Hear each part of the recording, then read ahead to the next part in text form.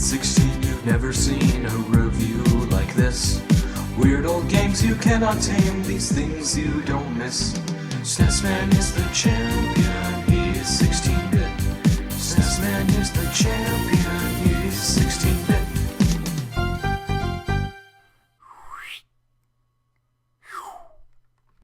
In our modern world, mankind has a secret side, a primal side. This is the part of us that wants to run with the cavemen and battle dinosaurs for survival. This prehistoric, animalistic side was truly unleashed in the 1991 Super Nintendo game, Joe and Mac. Joe and Mac are an old-school dino-killing duo. This game is a lot of fun and it's been underrated over the years. And here at our title screen, we see some silly primitive slapstick between the two cavemen. Enough of this buffoonery, let's get down to gaming. Here is our map screen. It may look really big, but those side missions are just bonus levels. Let's get down to the first level. Let's go, Joe. Your character starts with a basic club attack and a variety of jumps and an awkward roll. Don't expect Donkey Kong Country precision here. From the start, you'll notice that Joe and Mac doesn't like to mix up the platform rules. This is one of those bare-bones, run-to-the-right boss fight kind of games, but it pulls it off really well. The graphics and backgrounds are really well detailed and it really adds to the game. And now, let's show you the first boss. This is a giant T-Rex. Like most of the bosses, he's very intimidating. One problem though is the hit detection. When you attack, it's not always clear when or where you have to hurt the enemy. But after some thrashing around and hurting them, you'll probably win. After each level, you rescue a cave woman. Wait a minute. Look how huge these cave women are. Couldn't they just defend themselves? Couldn't they be more like Chrono Trigger cave women? Anyway, the game proves to be pretty good.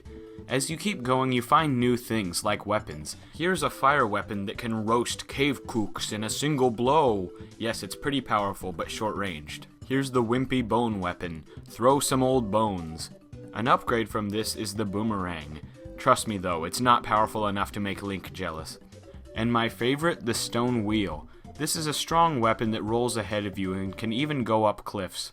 I have to say, wheels were a lot cooler before cars were around. I really like how the weapons work. You can press select to change weapons to use in different circumstances. Now on to game design. How well is this game made? Well, it's a fun game, but it has its fair share of flaws. For instance, irritating moments like these bees, automatically scrolling screens, and finally hazards that don't give you time to react, like enemies or falling rocks. My trick is to pause the game and then react. It's technically cheating, but it's the way to get through these kind of games. I think the reason it's tough to react to things is because the sprites are so big. You can't fit much on a screen when the sprites are this huge and detailed. It's the same kind of thing as Mega Man 7 or Donkey Kong Country. When you get big sprites, you have to expect shorter reaction times.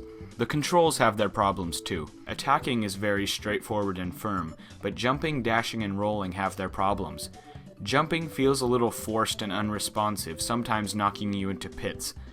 Rolling is a little too difficult to pull off, and dashing barely works at all. Most platformers let you build up speed with your jump. In this it doesn't, so there's no point to use it, and you have to hold R, which can be awkward. It's clear that Joe and Mac shines more in its presentation.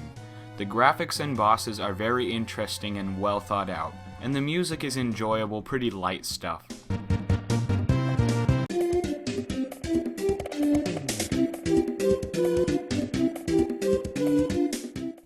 A cool feature of the game is the two-player mode, where one player plays as Joe, two players as Mac. It's a fun little mode, and I suggest playing the one where you can't hurt each other so you can team up. My main problem with this mode is that if two-player runs out of lives, he has to wait for one player for a continue. Things to make it better. Smoother controls, especially with dashing and jumping. Tweaking with the boss damage system so that you can hit them normally without having to worry about collision detection. An improved two-player mode that has continues mid-level. And a longer game with a less disappointing ending level. Still, Joe and Mac is a quite good game. I really enjoyed it. On a scale of 1 to 10, Joe and Mac gets a 7.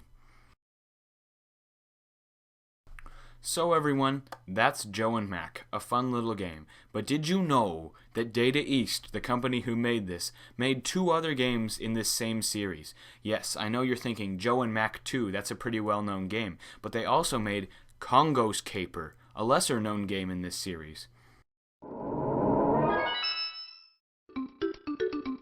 Congos Caper. Yes, this is a sequel to Joe and Mac, but it's only called Joe and Mac 2 in Japan.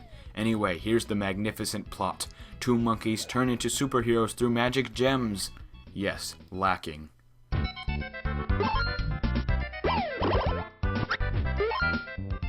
Like his forerunners Joe and Mac, Congo beats his enemies to death, just bludgeons them. And yet this is a kid-friendly game. The similarities to Joe and Mac are vast. Here's a pink pterodon that brings you to a bonus level. Joe and Mac had the exact same thing. But how is Congo different from Joe and Mac? First is the controls. They're a little swifter and smoother than Joe and Mac, which I like. Another big difference is in the health. In Joe and Mac you had a health bar. In this you only get hit a few times and turn into a monkey, and then you're dead meat. Also, it's simpler and easier than Joe and Mac, clearly targeted for younger audiences. The game does ramp up in difficulty, but I find myself liking Joe and Mac better than this. All in all, Congos Caper is a little similar and generic, but it's still fun if you like these kind of games. I'd suggest it. But now we have the final Joe and Mac game, Lost in the Tropics. Joe and Mac 2 has many small improvements, like a password setting and better graphics. Also, there's this weird RPG thing to it, where you can talk to characters and find out information. I was never big on this. But if Joe and Mac 2 is better than the first one, like I've said, why am I not so crazy about it? Well, because it's more rare and hard to get than the first one, and I always question, is it worth the price just to get the cartridge?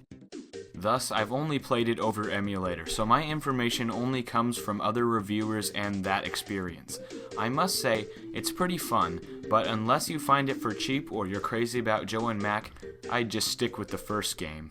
Well, thanks for watching. This has been my Joe and Mac review. This is SNES Man signing off. I'll talk to you again sometime soon.